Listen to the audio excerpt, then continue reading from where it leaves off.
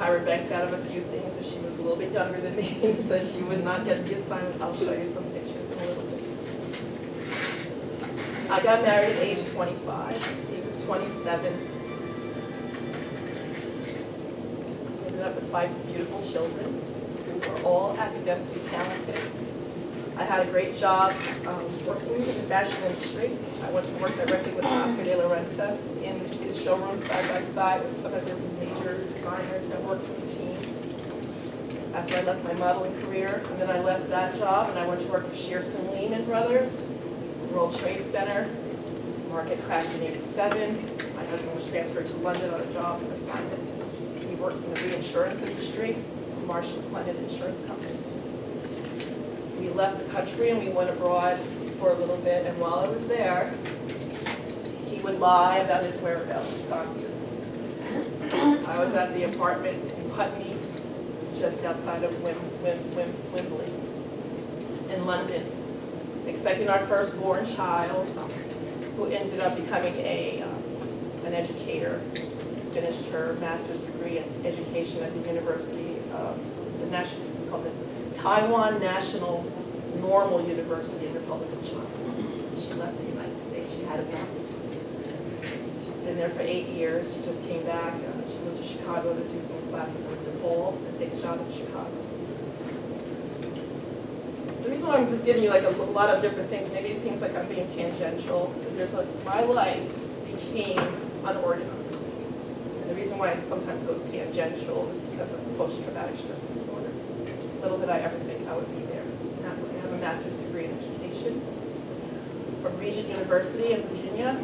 I have a degree in French language and civilization from the University of Paris at the Sorbonne, where I studied in 1983 and 84. I am on a board at NASA Langley Research Center as the only educator from the state of New Jersey who competed and won a spot. In 2011, 3,500 teachers applying for a teaching position in a training program at NASA Langley Research Center. I was chosen as one of the 29 in our country. That, of course, came after the divorce, because during the divorce, I was always told that I was stupid, that I would never amount to anything without him.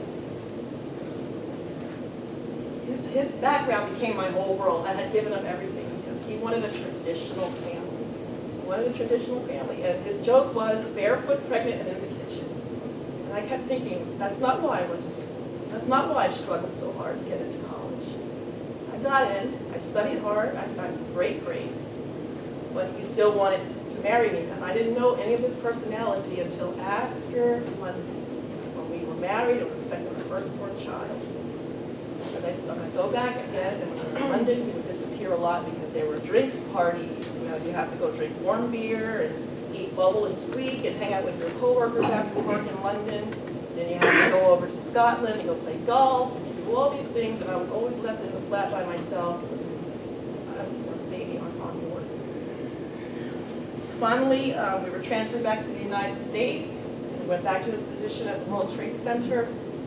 I continued, of course, at that time, because I was expecting a baby, 2 months after our return, to be a stay-at-home mom for a short time. Not wanting to stay home, I came up with this great concept to open up a child care center. It was a great idea. I went to Governor Florio. I requested funding. I wrote proposal after proposal, probably a couple hundred-page proposal. They had to comb through it. The Casino Redevelopment Authority went through it. I ended up with over $500,000 of funding to develop the second largest child care center in the state of New Jersey. The first largest was Johnson & Johnson's facility. My center was going to open at the building of Donaldson, Lufkin, Jenneret in Jersey City at Grove Street Station.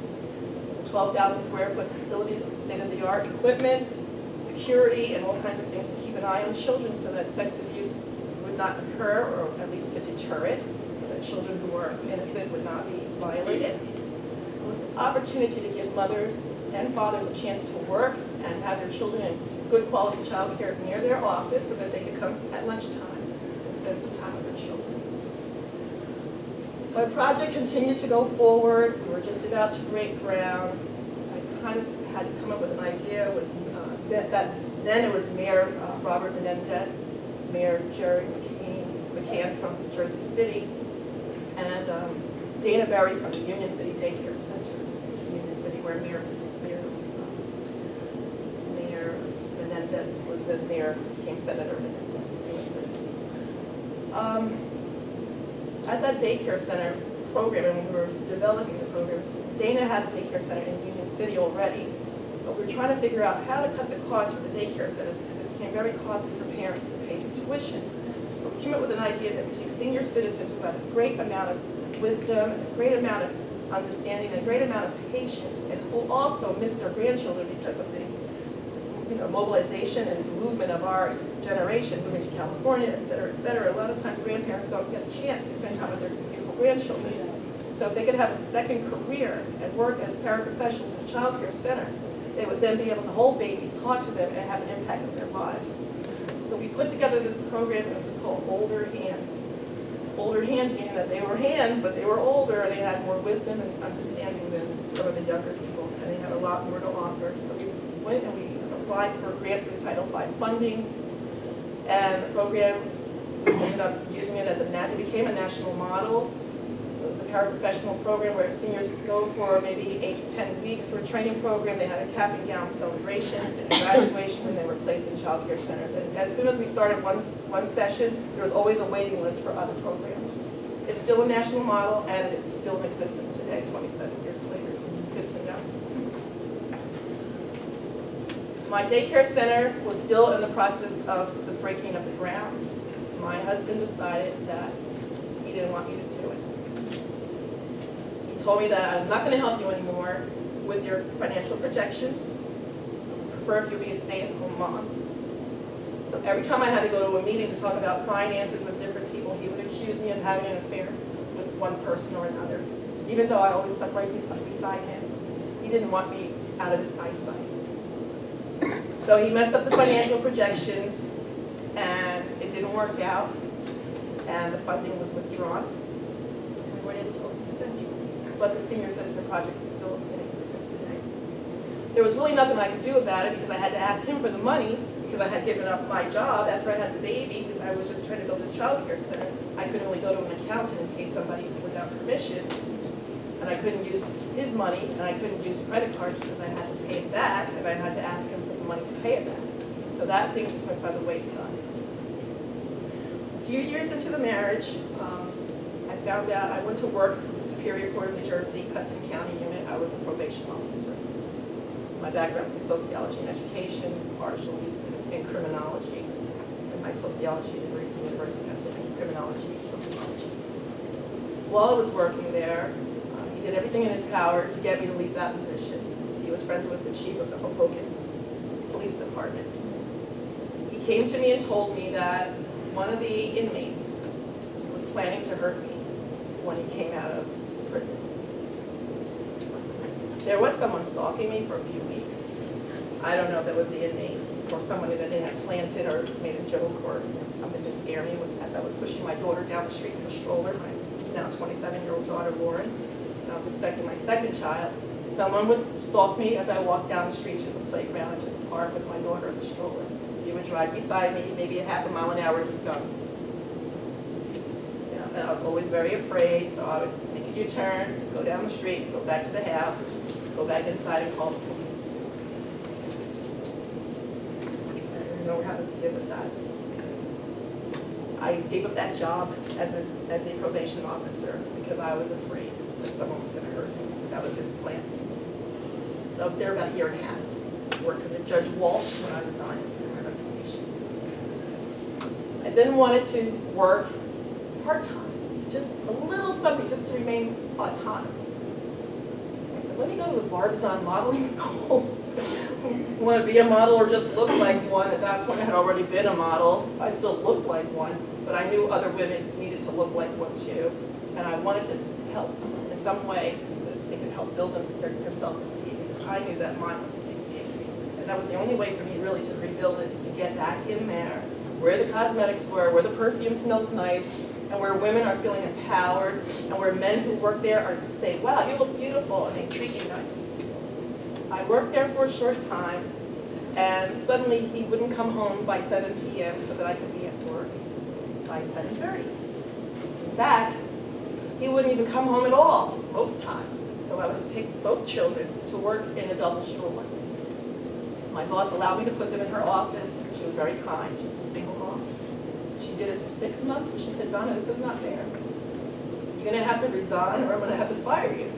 So, of course, I resigned, and I stopped my position. I tried to sign up for a course in upholstery, just to do something to keep my mind free. He promised to come home and help me carry the chair to the class. I would call him and call him. He wouldn't answer the phone. I would struggle by myself with the children in the stroller, with my chair to go to an upholstery class in Midland Park, New Jersey. Midland Park High School had an evening program where you learned how to do upholstery. I finished the chair, brought it back home. He ridiculed the chair. I said it was just my first try, but I did a nice job. It was tough being in everything. I did everything the way I was taught.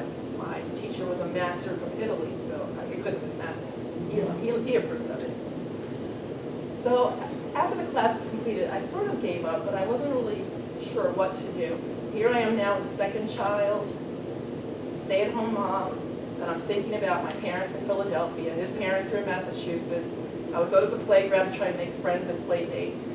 I really didn't have an easy time making play dates. There's a lot of moms, they had their cliques, so they want to talk to you because you're new and they don't know you. So a lot of times I would just resort back to my church and go to VBS, Vacation Bible School, and my dad's a chaplain, so I grew up in a Christian family. And those were my friends. I started to become in a closed society with just people at the church. By the time my eldest daughter, Lauren, was 5 years old, I put her in a Christian school, and the teacher abused my daughter. She said that there was something wrong at home, but she couldn't pinpoint what it was exactly. But she was abusive towards my daughter. And little kids in the kindergarten were giggling and laughing because one little boy made a fart sound. And the girls were all giggling and laughing. And my daughter's teacher said she used my daughter as an example because she got angry and she kicked my daughter into a cinder block wall. I had to get my daughter from school, and I saw the deep hip contusion and take her to the pediatrician. And I tried to reach my husband at work, and I finally did and told him we were going to go there, but he said he couldn't do it, so I had to take care of it because he had to go to Stuttgart in Germany for meetings. So I had to take the daughter to the pediatrician by myself and explain the whole story, and I had to go to the school by myself to talk to the teacher, who kept saying, well, I'm sorry, but that's the way it is. My parents had to come up to talk to the teacher and the principal. Nothing was done. Finally, the pediatrician said, take her to Dr. Hannah Rosenberg for psychiatric evaluations and to talk about what's going on with your daughter. My daughter told the teacher, not the teacher, she told the psychiatrist, Daddy has been showing me naked people. Is it okay to lick people's private parts? When I heard that from Dr. Hannah Rosenberg, I said to her, I need to go to the pediatrician and have her body checked to make sure nobody hurt her. Took her to the pediatrician, and the doctor said, you can't see anything visually, but it doesn't mean it didn't happen, because it'll manifest itself later in life. It'll come out in different ways, which I didn't understand. I told you she left eventually when she became 18. She continued to study very, very hard. I'm going to tell you why she became able to study very, very hard.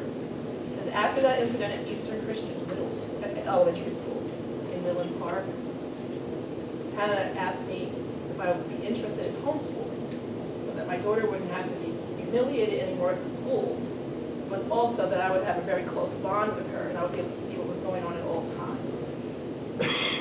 Part of me didn't want to because I felt like I was a failure for being a stay-at-home mom with all the degrees and background. The other part was that I have an obligation to protect my child and to help her and nurture her and help her to grow up to become the woman that she's supposed to be. In the best way that I can do it. He was against public school, but he was all for the homeschooling. Absolutely, because now what? I'm barefoot, pregnant, and in the kitchen, and I can't go anywhere.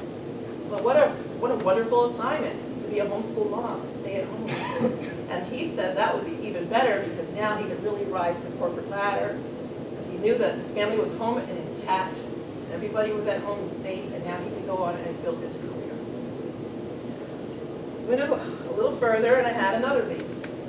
2 C-sections already, but he loved us so much. He was very kind, but no physical violence at that point. It was just sort of, dangle something in your face, go ahead and try it. As soon as you reach your goal and you're just about on the precipice of success, he would say, no, you can't because it's going to take up too much time.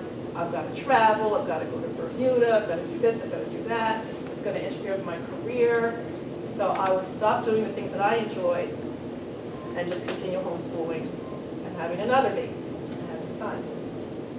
After the baby was born, or during that delivery, I had a stroke on the left side of my body. Whole left side, because they had given me 16 epidurals and none of them worked. So they had to give me general, was it general? And knocked me out, and I became asphyxiated during the delivery. And I guess the doctors were a little bit late and started vomiting and choking. So baby was born. He has dysphonia today because he had to use forceps to get him out and injured his speech impaired. He had speech impaired.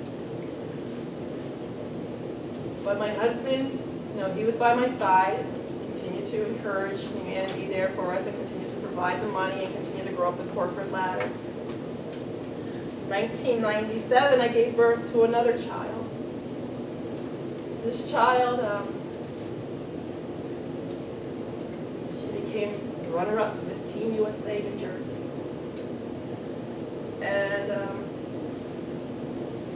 when she was born, she was a stillbirth. They had been slapping her feet, she wasn't moving, and she wasn't crying, and the doctors were screaming, come on, baby, come on. And maybe after a couple of minutes, she actually did wake up and screamed. They had a videotape of the whole thing, so we saw it. I said, I can't believe I'm going to have this child that's gone. She's fine now. She's fine. She's graduated high school. She's got a $40,000 scholarship. By the way, they were all homeschooled. My daughter Lauren, the eldest, went to Taiwan, age 17. She finished all of her studies. She became the highest score in TESOL, in teaching English to speakers of other language. She passed the test at age 17. She got the highest score in the nation. Most people are not allowed to be TESOL teachers until they finish undergrad. She completed hers in a different program for homeschool.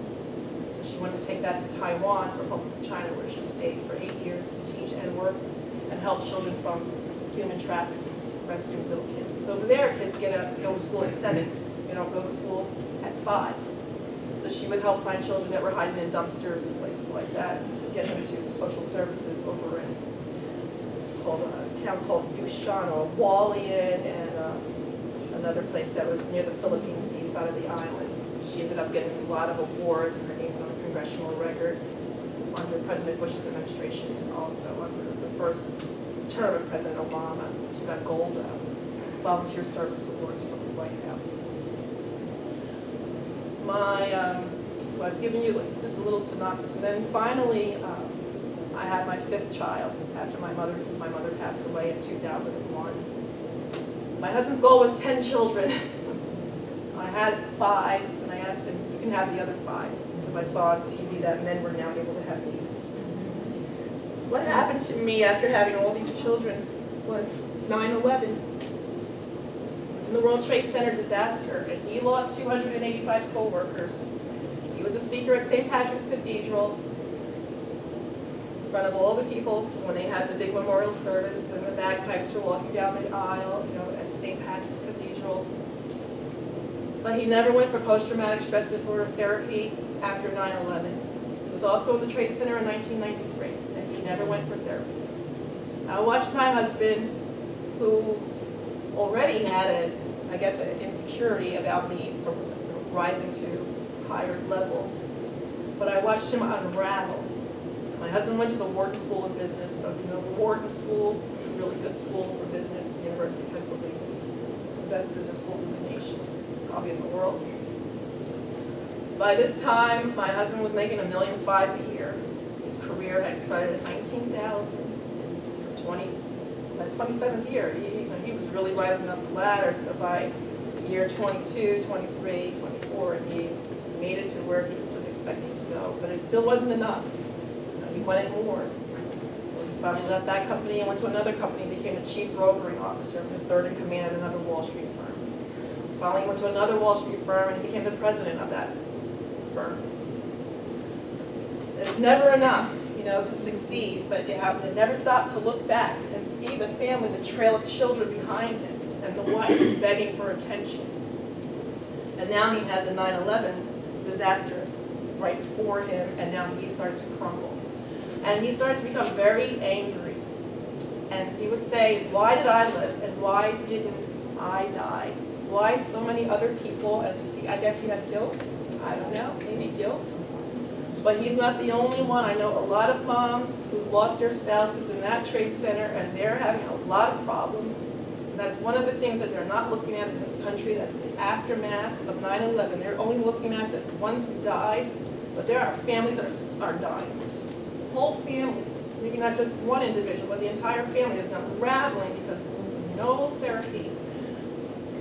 The World Trade Center disaster was, I would say it was like being in a war zone. If you were there that day and you saw people jumping from the building and their flesh splashed all over you when they jumped, and you've never been to war, and you've never been trained for war, you really don't know what you would do if you're standing there watching people jump from buildings and flesh splashing all over your face and all over your clothes. And I used to try to make excuses for my husband because he was hurting, and I didn't want him to hurt, but he was throwing things at us and hitting us and choking. And he would just snap at it in a moment's notice. We'd be in the car, he'd start driving 95 miles an hour, 100 miles an hour, screaming, I'm going to drive the whole family over a cliff. Couldn't get the cell phone. The kids were in the back screaming, everybody's scared to death, looking at the babies in the car seat with binkies in their mouth, screaming, driving. My daughter was only 8 months, my youngest was 8 months on 9/11. I continued to try to put up with it. And then I finally thought, what? If a person has a family member who has Alzheimer's, and here I am making excuses for wrong behavior. If a person has Alzheimer's, you could still love them. You would still help them. You would still try to help them. But if a person has post-traumatic stress disorder, you could still try to help them. You could still love them. Even when they're throwing you down staircases, such as my case. Even when they fracture your wrist, was my case. When they crush your ribs, but my husband couldn't find enough comfort, and he refused to go to therapy, so I went. And I would say to him, there's something wrong with me, because he would always tell me there was something wrong with me. I said, so since there's something wrong with me, will you come help me fix me? I tried to use the backdoor psychological reverse psychology approach. It worked for 2 sessions. He came. And then he decided that I was now having an affair with a psychologist. And he didn't want me to have a male psychologist because I'm having an affair. So he went to the church pastor and said I'm having an affair. So the pastor told me to come out from the male psychologist and go to a female psychologist. I went to the female psychologist and I was told I was a lesbian and I was having an affair with her. Everywhere I went, there was something wrong. He would call the psychologist and curse them out and yell and scream. You have any inkling of an idea what you're doing to my wife? You're changing my family. You're teaching her to do things that she shouldn't be doing. What I was learning was boundary setting. He didn't like it. I would say, if you do X, Y, and Z, I'm going to call the police. If you do X, Y, and Z, I'm leaving. I'm giving you, he said, I won't take ultimatums. I said, you will take the constable serving you at the front door. You want to come for therapy? No. He started to change even worse at that point. He was involved in pornography. I had no idea, except for the fact that the pediatrician way back then in 1991, when my daughter made a comment to the psychologist asking Ms. Hannah, and Ms. Hannah said that your daughter said that he exposed her to pornography. Little did I know, now we're in the internet age when we had computers, his computer was full of pornography. How did I find out? The computer crashed. And he asked me to take it to the Apple store, to the Genius Bar, to get it fixed while he was at work, go pick up his laundry, go do this, go do that, and I did it. And when I got there, the Apple computer store genius said, "Oh, he uses this computer." And he said, "The kids use it sometimes for schoolwork, but mostly my husband. He had another computer in the family room where everybody can see it, but he has like one of the laptops. And they use it sometimes, but everybody had their password, put it in." He said, "Put a software called eBlaster from SpectreSoft. That is he said it was ironclad, and you cannot tamper with it. So you can't change things, you can't erase things." What I found on my reports, I would ask him, "Are you looking at pornography? Is that what you're doing now?" If I was, he said, "I would tell you, but I'm not." Little did he know, on my cell phone, there was a link coming from this, I called it Sons of Noah. And every time he would go on the internet, no matter where he was in the world, SpectreSoft eBlaster would send me a text. And then I would go in and look what he was, see what he was doing. And I could see what he was looking at.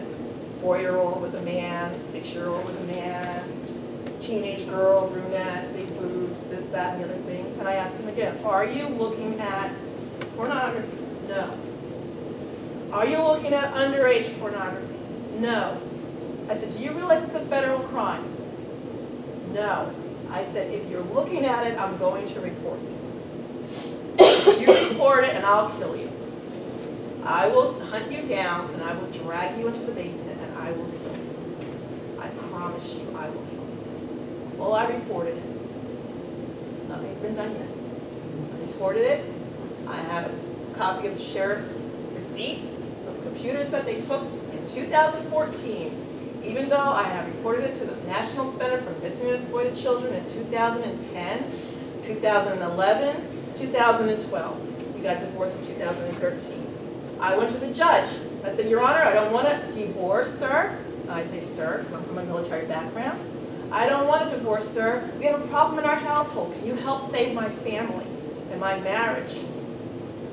The judge says, "You can't change anybody. You can't do anything. You can only change yourself." I brought the computer reports forward. I had hired someone who used to work with the FBI, and he did a very thorough investigation on that computer. We still have done nothing about those computers. I contacted the former chief prosecutor, United States Department of Justice, Pat Truman in Washington, D.C. Talked to him on the phone. He told me what to do. I did everything I was supposed to do. I took it to my attorney, and my attorney even sent an email to me saying that she spoke to Pat Truman about what to do about the computers. And as the case progressed, the judge would keep dropping restraining order after restraining order. Every time he would hurt me, he would drop the restraining order. He says his name's on the deed. He can come back in the house and live there with you and the kids just like you're there. He has every right. And I said, "Your Honor, he crushed my ribs. Your Honor, he threw me down the stairs. Your Honor, here's all this information." The restraining order would keep being dismissed. Finally got my wrist fractured. He crushed me into a door frame in the mudroom because we had a plan of escape. Our code word with my daughters were Starbucks. It was Starbucks. We knew that in the car we were going someplace. Probably not Starbucks, Dunkin' Donuts, because if we said Starbucks, he'd probably follow us there. Go someplace else and avoid him. But that day, when I told him that I had reported everything, and he realized that I had really done so, he crushed me as hard as he could with his 6'5.5" frame, 275 pounds, and he just kept crushing till you hear bones crack. I went to the police station that day, and I was there from 11 o'clock till 9 o'clock at night. They never offered me and my children a cracker, a glass of water, or anything. We were in a padded room, and we had to wait 6 hours for the domestic violence, what do they call it, the emergency team to come in and just sit and ask questions. And then they let us go. When I left, I said, "Can I have a copy of the police report number so I can get a report?" "Oh, well, don't worry, it'll be on the file." When I went back a couple days later, they said I had never been there. Oh my God. You were never here. One of the officers had compassion and he brought the paper to me. He said, "There is a report." Another time I went back to the police station again because he tried to run me off the road in the car with my dad, my children in the car. So if you can imagine, we were at an intersection and we could make a right turn. He was in the left lane, and because he wanted to hurt me, he cut me off and he turned in front of me. I was actually going to go straight, I wasn't going to turn. Cut me off. I stopped and he sped up. When I got to the house, he was there because the restraining order had been dropped again. When I got to the house, he gave me the middle finger, came in the house, went back outside, and he called the police, and the police came, told them to go down to the courthouse. They told me to go down there too and tell the judge what he had done with the speeding behavior on the road. When I got there, I found that I got a restraining order. I said, well, why am I getting a restraining order?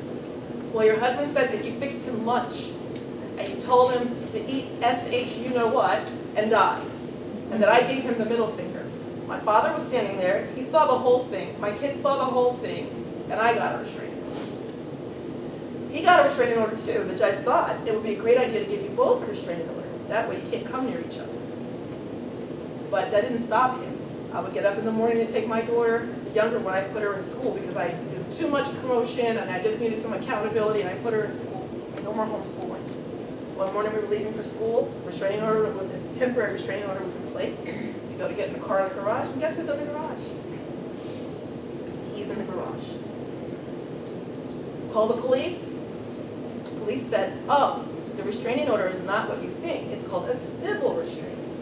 The judge downgraded it to civil restraints. So there's not punishable by the police. You have to go back to the judge and tell him that he broke the civil restraints. So I went back and told the judge that he did. The judge said, did you talk to him in the garage? I said, I told him he wasn't supposed to be there. He said, well, I could hold you in contempt. You're not supposed to talk to him either. Here he is in the house, but he was told not to even come on the premises, not even to come past the mailbox on the roadside, but he was in the garage. Why? He was getting the tires for his Porsche. He had to have it, even if he was breaking a restraining order. So he finally did get arrested one day for a ridiculous reason, because he came to the mailbox and put pornography in the mailbox. So ridiculous. He was supposed to pick the kids up and he put pornography in the mailbox. The kids were standing there waiting for him with pretty pink sweaters. It was his birthday. They had a birthday cake and I helped him buy a cake. He pulled up to the mailbox, he saw the kids, put the porn in, and they drove off and left. They cried, they came, Mommy, he came, but he just drove off and left us. He didn't even pick us up. So we called to find out where he was. And then I called the police and I said, it was so weird because he put something in the mailbox and I saw him put it in there and they came to look at it. And they called him and they said, are you supposed to be here today? He says, I don't know. He said, I think I'm supposed to be there tomorrow. They said, did you come? He said, no, I didn't come. They said, did you come to the house today to pick up your daughters? Yes. Did you pick up your daughters? No, because I don't think today's the right day. That's what the police told me. They went and called the judge. And they said that he came and then he violated the restraining order. He violated the visitation orders and he got arrested. Why? It's just ridiculous. The court system is, yes. I'm sorry to interrupt, but were we there the overtime? time of the workshop we've come to the end. No. Really? I'm going to hear them. They can stop. I'm going to stop right now. Well, I'm going to stop right now. All right, So I have people that want to leave, but I think that there's too many people that for an hour workshop, so those that want to stay. All right. I'll get to stop. We have an appointment. Oh, yes, ma'am. Let me introduce myself. My name is Rosalba Torres. I am not from behind the blue wall. I am an author, and the title of my book is